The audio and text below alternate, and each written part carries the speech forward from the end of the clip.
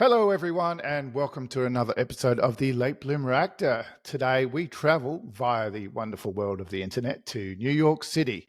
They say it is the city that never sleeps, but let's hope my next guest, a New York talent agent, finds the time to get enough of that. So please welcome to the show, Mr. Albert Bramante. Welcome, Albert. Thank you, David. I'm really happy to be here. Thank you for Thank inviting you. me. And New York is probably the worst time zone for chatting across the world between Australia and the States because we're completely opposite. Yes. Yeah, we're 14 hours behind you. Yeah, so you're So about what are you, 8 p.m. it's about 8 p.m. Yeah, 8 Yeah, p.m. New York time.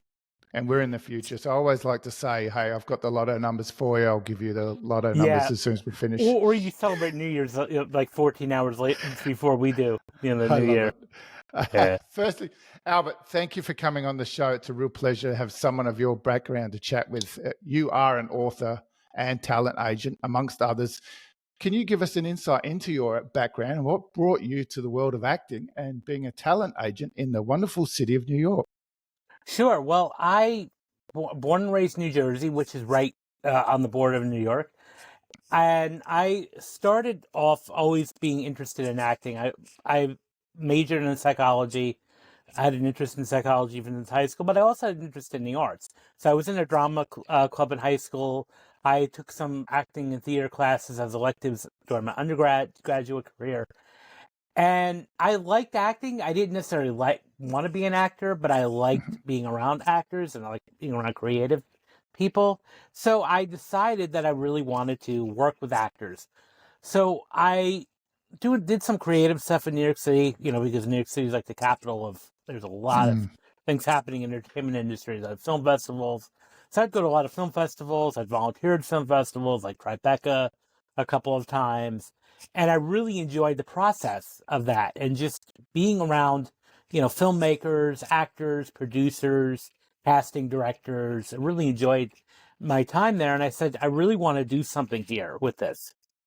So I started supporting actors. I created like actor support groups where, we sometimes would meet and, talk and kind of just talk shop and, the highs and the lows and where the auditions are. And then I found myself finding auditions for actors. And I'm like, it became a natural transition. Why not do this as a job and make some money off of it? And so I started my first company in 2004 in pretty much working from home, and then became a licensed talent agent in around early 2008-ish. And then, since that time, I'm working ever since. And while in the middle of this, because I already had my master's in psychology, I said, why don't I go the full gamut here and go for the PhD? So, Wow. which is what I always wanted to do. And I think it kind of like was a relief to my parents too, a little bit, my family, that I was going for a PhD and not throwing it completely away. Fair enough. So I did that, and it was a tough, but very rewarding experience because I was juggling a few things: the agency full time. I was also teaching, at that time. Wow. Full time. And going for a PhD. I decided when it came time for to do my dissertation, which is a huge thing that PhD students have to complete to, earn that degree, I decided to focus on a problem with actors. And my problem was, why do actors self-sabotage? Yeah. And because I noticed that when I first started off as an agent, I was noticing a lot of actors were telling me, verbally telling me in their words and language how much they wanted to work, how much they really enjoyed, how much they wanted auditions, but yet their actions were telling me another story. They were coming up with excuses not to go on auditions, being late to auditions, sometimes blowing off auditions. And I couldn't figure this out because there's so many other actors I know that would be really almost killing for those opportunities, and yet these other actors are just nonchalantly blowing them off. So I wanted to know where the disconnect was, because there was a major disconnect here. Yeah, that's really interesting. That got my psychology brain moving on, my psychology part of my brain moving around, saying, what's really going on here? And so when it came time for to submit a proposal for dissertation, that's right. I proposed it, and they were really excited that this is going to be a great topic to study. So it was like the best of both worlds, psychology and acting. So I Yes. can do both, which is really exciting. And then I received my PhD 10 years ago, and then I decided, a couple of years went by, and I said, I'm going to turn this into a book. Yeah, I think I worked hard on this dissertation. Let me turn this into a book. I finally, in 2023, wrote the book. 2024, published it. So, And that's Rise Above the Script, I believe. Yeah, Rise Above the Script, Confronting Self-Doubt and Mastering Self-Sabotage for Performing Artists. Wonderful. It's interesting because this season I'm focusing on the business side of acting, and a lot of the discussions I've had with people already is how the two meld into each other, the craft of acting as well as the business acting. And we've talked about self-sabotage a lot. And offset before we started recording, you mentioned that you were listening to my last episode with Kim Jackson, where you found yourself nodding in agreement and understanding throughout the episode, because we talked a lot about that. So can we continue on that? I'm really keen to hear what insights did you get from this acting? Why are actors doing that? I mean, self-sabotage, is it coming from within? Is it coming from external pressures? It's scary. It's a very complex, and it's a combination of both factors, internal and external. In the internal aspect of it could be fear. There's a lot of, as an actor, you're bearing your soul every time you go on an audition. So you're kind of just almost proving your worth out. With any other job, it's like you interview with one or two companies, and then you got hired, and then for a couple of years or maybe even decades, you're set. Yes. Whereas when you work in the creative space or on a freelance basis, you have to prove yourself daily. It's like you got to constantly interview and audition. And as actors, the unfortunate reality is that you're going to get a lot more no's than you are going to get yeses. Even the most talented actors are still going to get a lot more no's in ratio to the more yeses. So I think that takes a toll. And the big difference there is, the big difference too is when you're going for job interviews, like you said, you might do 2 or 3 or maybe even 10 but you eventually get the job. But 9 times out of 10, or most times when you finish that interview, that you get feedback about why you didn't get the job. They'll contact you and say, look, thank you very much, but we've gone with someone that's got a PhD or someone that's had a bit more experience, or you're lacking this or lacking that. Maybe if you go and get more experience here, we'll be able to look at you in the future. You get that feedback, but actors are continually, like you said, getting the no's, but then they don't get that feedback. And I think that is the killer. Yes. And it's amazing how many actors will say, will ask me, did you get feedback, or can you get feedback? And most of the time they're not going to give us feedback, unless it's like you're in the second or third callback for a project, and then you're right at the line, and it's between you and somebody else. Maybe then I'll say, well, this person may be too tall, not as tall enough, or I've gotten feedback. Oh, she wasn't rough looking enough for the role. Yeah. Okay, she was a little too healthy for the role. Fine, that gives me good feedback in a sense, but you're right. There is no feedback, and I think that also adds it down. Plus, externally, a lot of actors get pressure from their families and loved ones, significant others, like, oh, this is a pipe dream, you should give it up. Or they'll go to like family dinners, and I'm like, oh, so you're an actor, so tell me what you've been in. Oh, I hate that question. What am I going to see on TV? Oh, exactly. Or especially if they have an agent. Well, why isn't your agent getting you these A-list these A-list roles? So I think they get a lot of pressure from families who do not understand the business, which, I can understand where they're coming from too. They don't understand the business. So I think that it's a combination of the external pressures of family, friends, and then of course paying bills. You got to pay rent and survive, and health insurance and all that. So have a real job if you've got a real job on the side. The pressure's there. I would say 99.9% of actors in the States have to almost have a survival job on the side.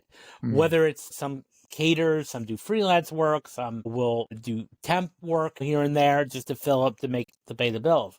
So there's a whole host of factors there. So I think a lot of times it's disillusionment. It's the fear of failure, putting yourself out there. But then what I also talk a lot about in my book is there's a fear of success too that plays a role into it. That affects not just actors but anybody. And it's a subconscious fear. It's a deep fear that we're not completely aware of. No one really walks around saying, I fear being successful.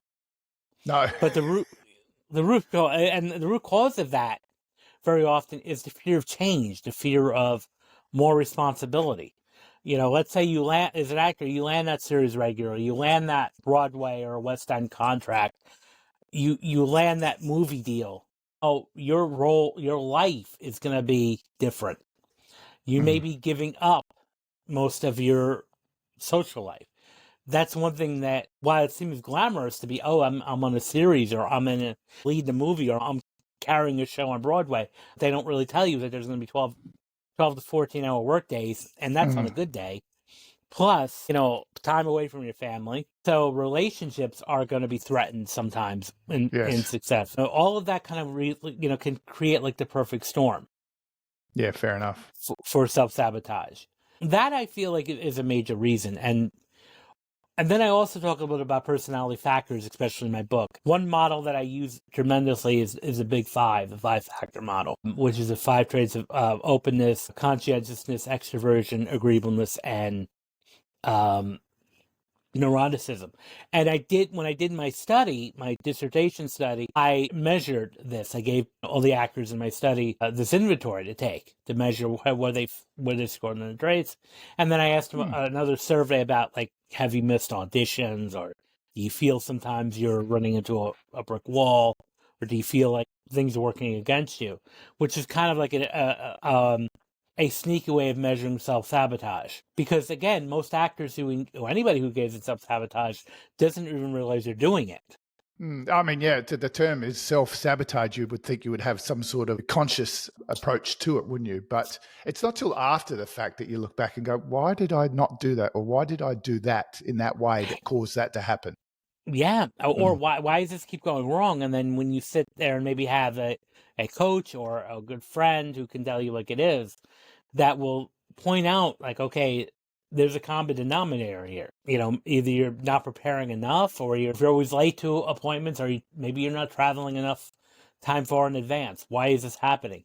And what I found in my personality part of it was there was a direct relationship between being high in neuroticism, which would mean like being very emotionally reactive, and low in conscientiousness, which is like discipline and focus.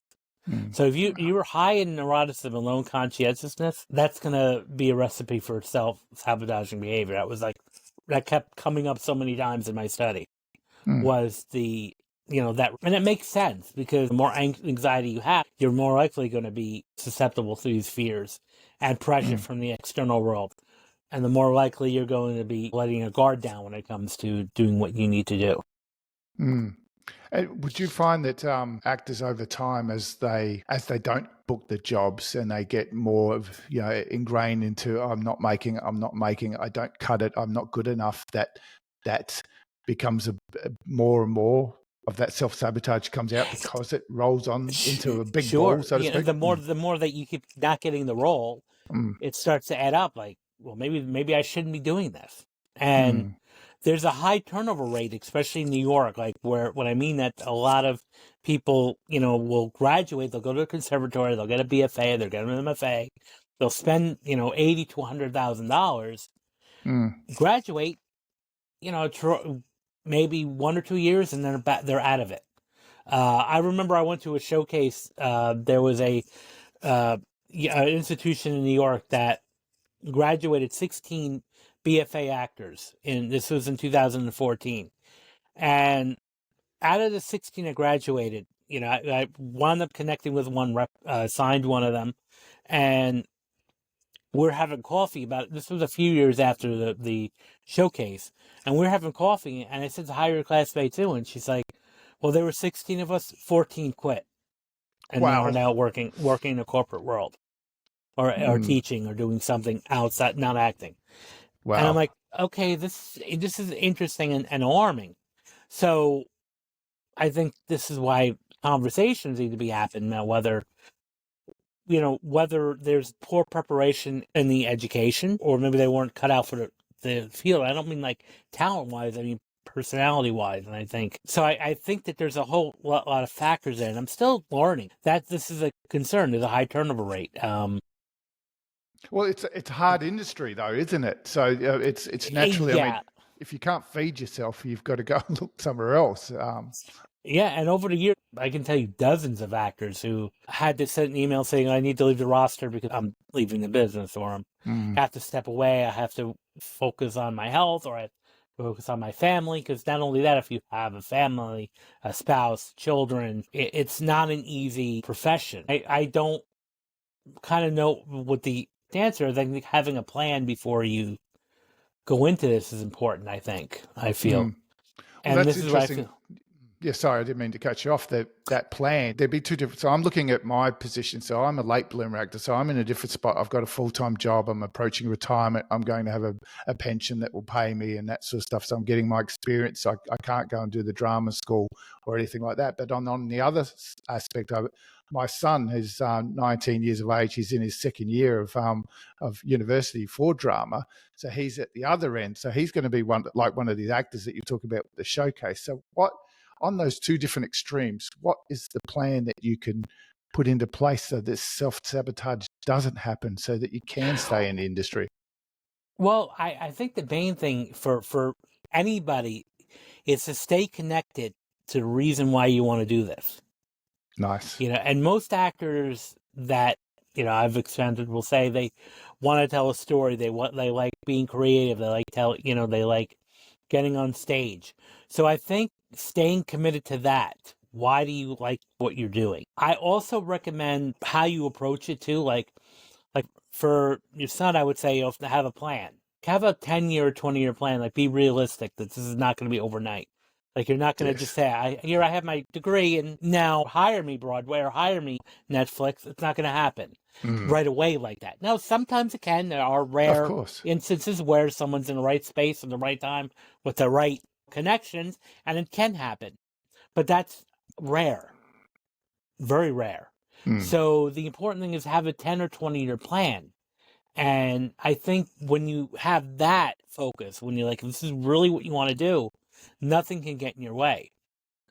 Even for the late blooming, because I work with a lot from the child actors to even actors that are in their 80s. I think it's how you approach it and how serious you take it. Yes, I think it's important to treat this as a business, but also at the same time, try to take this as a business, but also not to take it too seriously too. Like have an outside life, have interests, have other things that you're doing. Some of my clients are into activism. Some of my clients are yoga instructors. Some of my clients are realtors on the side. Some of my clients, they do catering on the side, or whatever it is they teach. I think having some outside interest and not be so consumed like 24/7. Where's my next audition? Why am I not booking? Also, I talk about this in my book, and everywhere I go, the language that you use to describe yourself is extremely important. This may sound interesting, superficial and simple, but it's not. So one of the things I often tell actors is when you describe yourself to anybody, don't ever use the word I'm an aspiring actor or I'm a starving artist. And I've heard both of those plenty of times. I hear that all the time. I even got a lot of submissions as an agent, where it's like, "Hi, I'm so and so. I'm an aspiring actor." I'm like, "No, you're not," because if you haven't one credit or if you got a degree, you're a professional actor, you're a working actor. So that is one thing too. I think that we can start doing. But you got to sell yourself, don't you? Imagine a doctor coming, "Hi, I'm an aspiring doctor." You're not going to get the job. Or like, if I come in and say, "Hi, I'm Dr. Bramante. I'm a struggling agent. Please, let me sign you." Most actors are going to say, "No, I don't. I'm out of here." Because it's not just even for that. It's your mind. You're telling yourself that it's going to be absolutely hard, and you're kind of telling yourself you're not there yet. So that's going to impact your performance on auditions. It's going to impact your performance at everywhere you go. So watch the language that you use to yourself and outwardly too. Mm. So that's a big thing too. I think the one working actor that is in New York that works a lot in different films. He's one of those type of actors that you may not know his name, but you'll see his face if you watch a lot of TV. And one of the things he says, which really rings true, which is really a good piece of advice, he doesn't look at auditions as auditions. He looks at it as an opportunity to work. I've I heard have that. 2 minutes to be a character. I have 2 minutes to work. I am performing now for 2 minutes. I get to do what I love for 2 minutes. And then I let it go when it's over. And I've always, I never thought of it like that, but I've always told my clients too, like, when an audition is over, let it go. Now everything, of course, is self-tape because of, COVID and the pandemic. But even when they were in person, when you went to our office to audition, as soon as that audition was over and you walked out of that office, I let it go. It's over. Move on. Move on. Your focus should then be, okay, this is great. Next.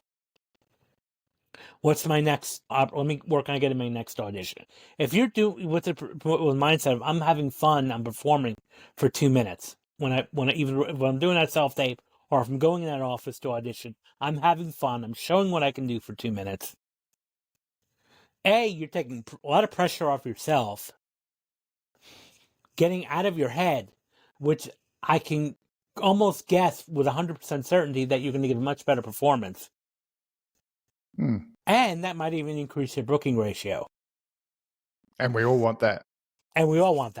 So I think perspective is extremely important. And this goes for actors, I think, whether you're late bloomer or early, the perspective that you have is important. I love that. It's interesting, isn't it? Because we need to sell ourselves, and then yet we walk out and then we undersell ourselves to family and friends. And in the room, I've always been told, walk into an audition room like you've got somewhere to go, like you've got another appointment afterwards, but keep professional. Good morning, good afternoon. Deliver your 2 minutes, and then say thank you for your time and walk out. Don't hang around. Don't talk about your day. Just go in and out. I think when you treat it like that, it just adds an air of professionalism, and it really sells yourself as a professional, because that's the main thing you really want. Because part of it being a successful actor is, yes, of course, we talk about booking work, but it's also about being called back by the same casting offices. I'm sure it is in Australia, but also in New York. The casting community is relatively small. Very often, multiple casting, the same casting director is going to work on multiple projects. Yes. So you want to get on their fan list or their list first, because that is going to be important. I mean, yes, getting the job is great. I get my commission, of course, but at the same time, it's about building those relationships. That's the most important thing. Building those long-term relationships and long-term collaboration. That's where professionalism comes in. And don't sell yourself short. Like another word that I think that we should all get out of our vocabulary is I'm just. You were in the, yeah, I just had one line. No, you had one, you were in the film. Or, yeah, I'm just you're so an actor. Yeah, I'm just a bit part here and that. No, you're an actor. So I think, again, those little mindset shifts, and I even talk about this, anywhere I go, is these mindset shifts, obviously they may not make you an A-lister overnight, but at the same time, they're going to get you out of your head. And I guarantee you that when you're out of your head and you're mentally on top of your game as an actor or as a performer or any type of profession where you have to put yourself out there, I guarantee those auditions are going to be a lot stronger. Would you call these sort of habits the non-negotiables? This is what you need to do to make it work? I would say that, yeah. Another thing, a misconception that I really hope comes out of this profession is the word rejection. I hear this a lot. Some people say, I'm tired of rejection, or some people come up to me saying, I always want to be an actor, but I don't like the rejection. And I think, and I'm going to go on a limb here, there's no such thing as rejection. It's not personal. You were just not right for the role. There's only one role that has to be offered, and thousands of people are applying for it sometimes. One person has to get it. Maybe 20 audition for it. One has to get it. It's just your services are not needed today. Yeah. And that's It's what we not need to look rejection. at. It's not rejection. It's not personal. Mm. And I think that is when you stop taking it personally, I think that's going to add to that tenacity of staying focused. Because I know, it simply means not right now. And I've had casting directors that were like telling me on the phone, we're heartbroken your client didn't get the job, almost. Yeah, But I've they heard went that with a lot. somebody else. So it's not rejection. It's not, they're not telling you no personally. It's not like we don't like you. It's just you weren't right for this role. We went in another direction. And a lot of times it has nothing to do with your performance. You could give a very dynamite audition and still not get the role. Yes. Because either you were an inch too tall, or the other person had the eye color, or the way that the person delivered the line was more of what they were looking for. You don't know that. That's out of your control. That's why you should also let it go when it's over. Yeah, I heard a story once here in Adelaide. A young girl went through. I think she had like 4 callbacks for this major role, and she was fantastic, and they loved her. And it all boiled down to that they'd already made the choice of who was playing her mother, and her mother's eye color was so contrastingly different to hers. They just couldn't. They needed to keep the actress in that was playing the mother, and they just said, "Sorry, we just can't." We had to go with the other actress, eye color. So it's eye color. That was it. How's that for Yeah. rejection? And you take that on board thinking, well, you have to move on, don't you? Yeah. Well, I mean, you can't change your eye color, No. and that's not you. I would say to that actress, I would be celebrating because you made the 4 callbacks. You're on the short list. That's an amazing thing. That's an amazing thing to accomplish. So Definitely. Yeah. And well a lot of done. people And say that's that, I would. yeah, the Yeah. callback is that they've asked you to come in because you've got what they want. You've got to celebrate that. And I tell a lot of actors, I have a spreadsheet where I record all my auditions. So I've got a record of it, but so you can look at it and see that the business is working. You are selling. 100%. It's whatever you're doing is working. Even if you don't get a specific callback for that role, but if that same casting director calls you back again and again and again, to the point where they even know you by name by the time you walk into that room and they're greeting you, that's an amazing thing. You've already won, and that should be celebrated. Love it. I love it. Can I ask you a question? As an agent, obviously you would receive probably every day calls from actors to say, hey, can you represent me? What's your suggestion to actors about finding their first agent or moving up from a current agent to that next level? What do you think they need to do, and how do they sell that? Sure. The main thing is you have to separate yourself from everyone, because yes, I am getting 100 to 150 on average a week of submissions. That's a lot. Keep in mind that I don't have time to meet every of these 150. Of I would course. never have enough time in a day. So keep in mind I might only meet 1 or 2 of them out of that whole amount. So I think the main thing is persistence. And I would also say there's a lot of work you can do on your own first, without an agent. Do student films, do community theater, do independent films. Get together with some of your acting friends and put on a show or shoot something. Nowadays with cell phones, you have with the iPhones you can shoot and edit stuff, and make good quality films.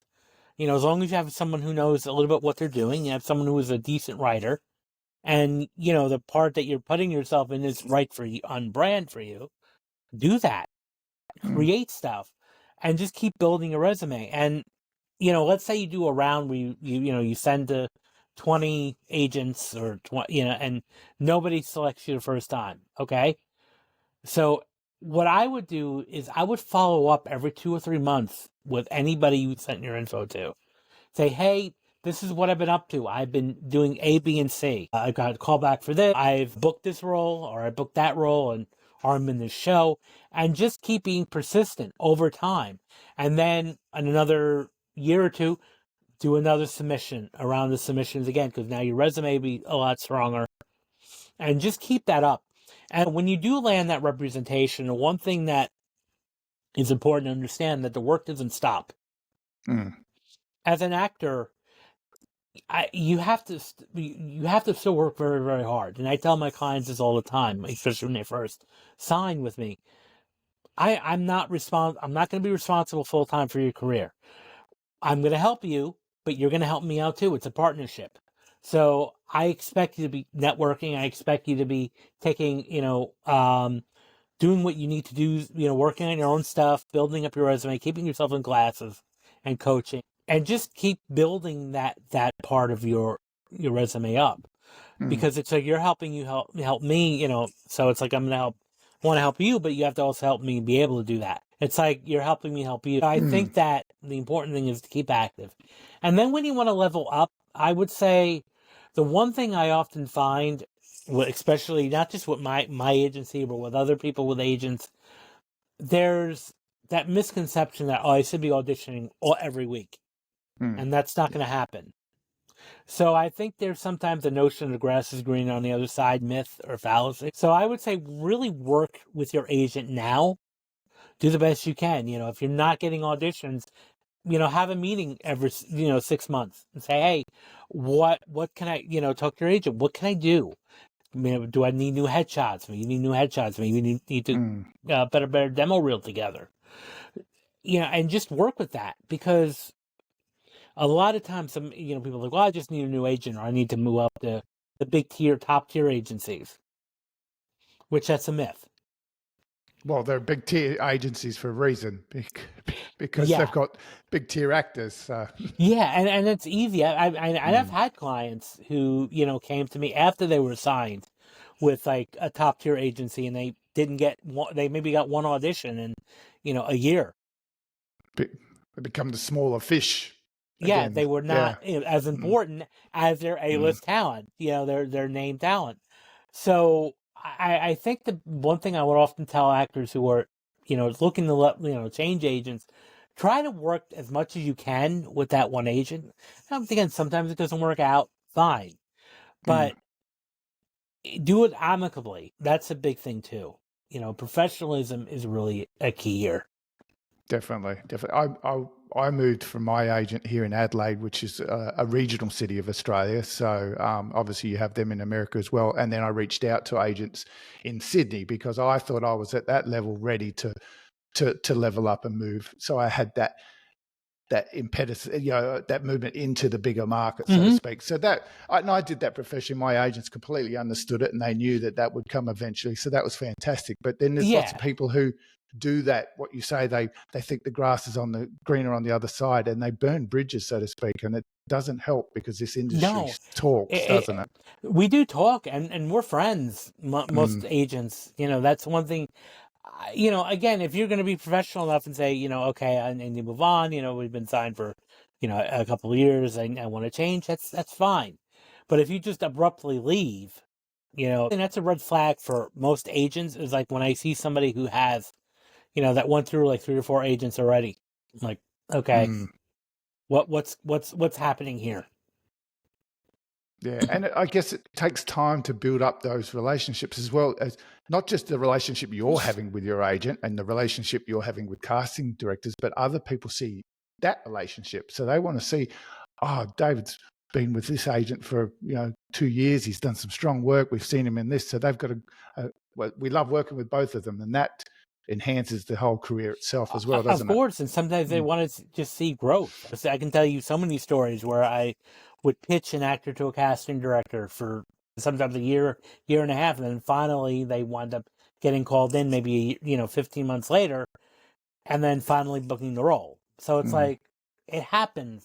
It just takes time. That's why, like, the standard contract, at least in the States, is 1 year with an agent, at least. And I feel like that's like a bare minimum. A year's not a long time, but it's a bare minimum. Because it may take us, 6 to 8 months to get traction. It may take that full year to get that traction at first. And I think that whole impatient thing of like that grass is greener on the other side of the next shiny object is like, well,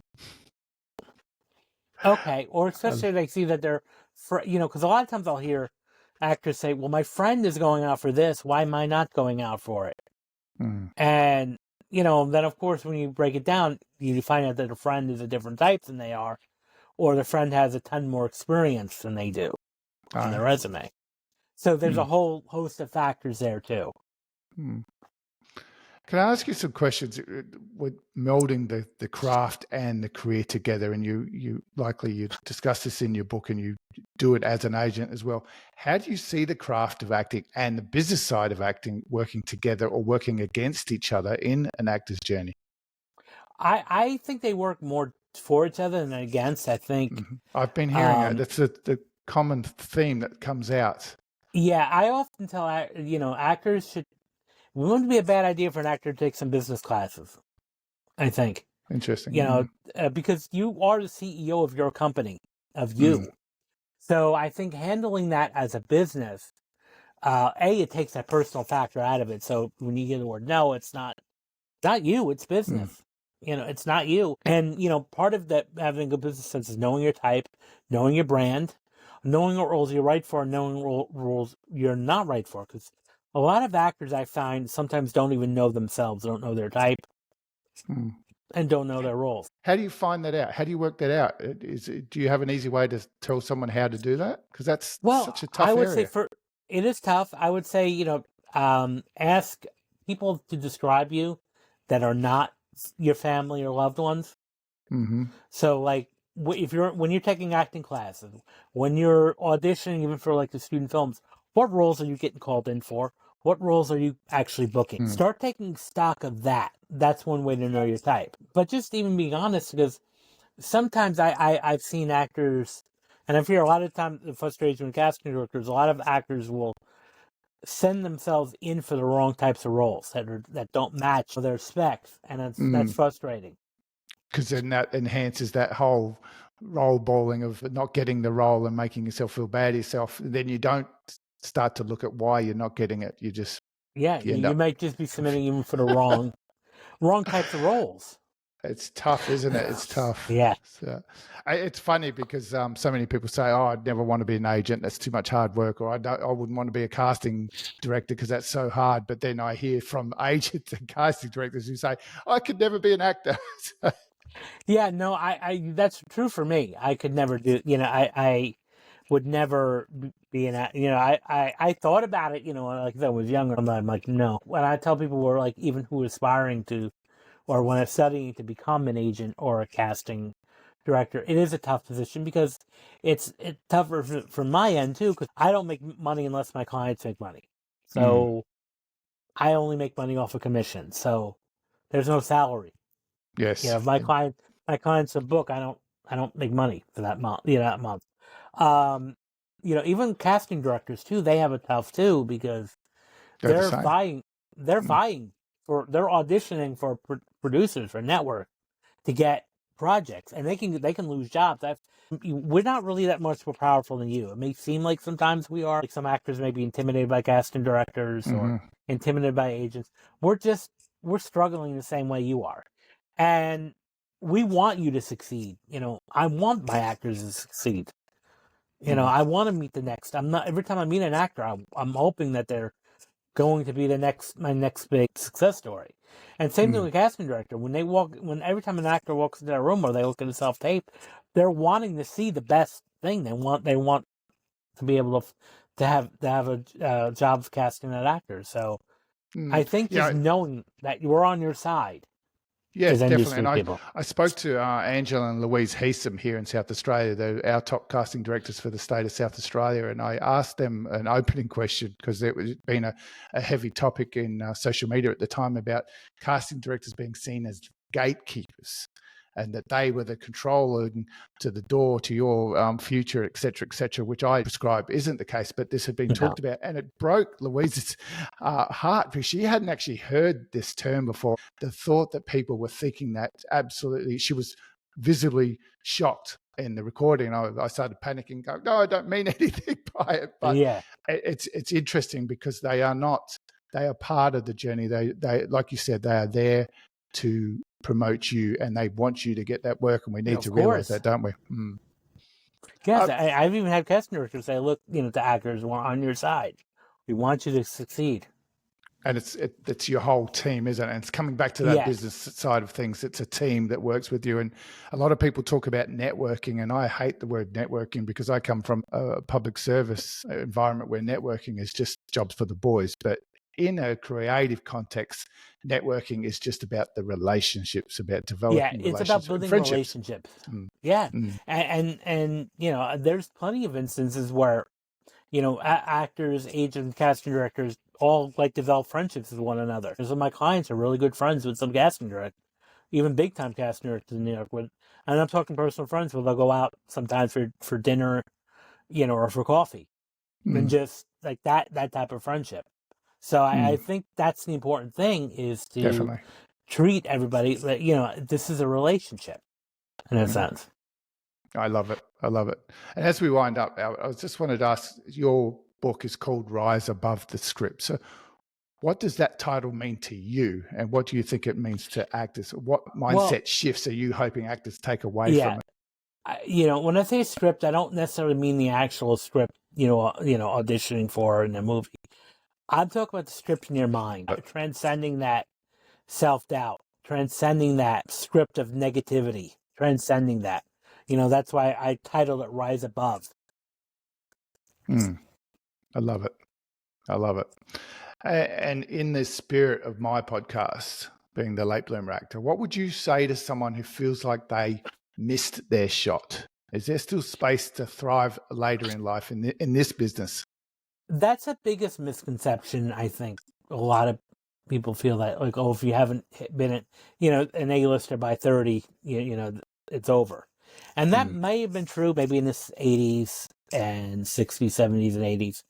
But there's never a time. You can always do new things. I have successful clients that are working all the time. They're in their 70s and 80s, and they just started, maybe 10, 20 years ago, 15 years ago. So if you want to do this, do it. I mean, do understand it's going to be hard work. The reality is that you are going to be competing with some, people that are really more established. Of course. And that can sometimes be a bit of a handicap. But I still think if you're doing this to have fun, go for it. Awesome.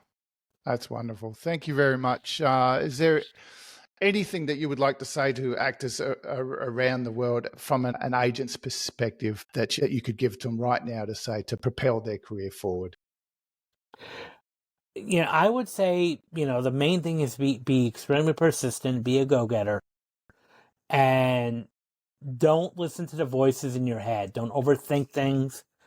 Get out of your head when you're performing, and have fun doing this. This is supposed to be fun too. And that's why we all get into it, isn't it? For the fun. Yes. The business aspect is there and we've got to do it, but you can make that fun as well. But don't put more emphasis on it or less emphasis on it. It's all part of the whole picture, isn't it? 100%. That's the main thing, is having fun and just enjoying the process. And don't be so much attached to the outcome. And I think that's another mistake actors make, is I need this role, I need this role, I need this role, I need this role, I need this role, I need the book, I need the book. And rather than saying, look, I'm going to have fun. If I get it, great. If not, I had fun doing this. Fantastic. I love that. And so many people, they submit an audition thinking that I don't really want this job for whatever reason, or I'm not going to get it because it's not mine. So they just half-heartedly almost do it. And that's the role they book, and then their career changes. It's funny. Yeah, I can tell a quick story. When I first started, I had an actress audition for a commercial, and she called me like maybe 15 minutes after she walked out of the audition, almost devastated, at the verge of tears. I think I messed this up. The casting doesn't like me. I messed this up. And I was like, okay, well, let me see what happens. And the next day, she booked the job, and you don't know. So sometimes you could get a poker face, not when I say poker face, it's a serious face that may not make eye contact with you. But that shouldn't be, because if you're focused on performing, Who cares what type of eye contact you're getting in that room? Just perform and do your best and walk out. And you get the role, great. If not, you had fun doing it.